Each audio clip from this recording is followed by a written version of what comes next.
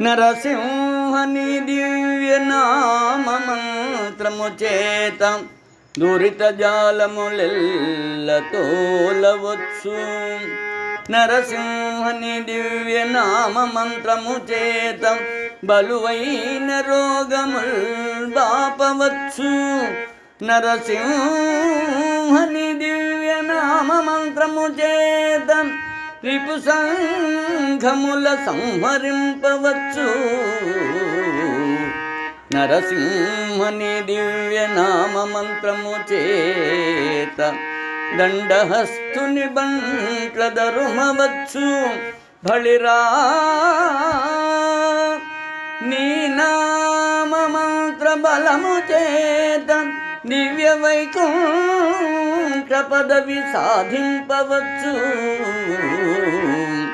భూషణ వికాస శ్రీధర్మపుర నివాస దుష్ట సంహార నరసింహ దురిత దూరా.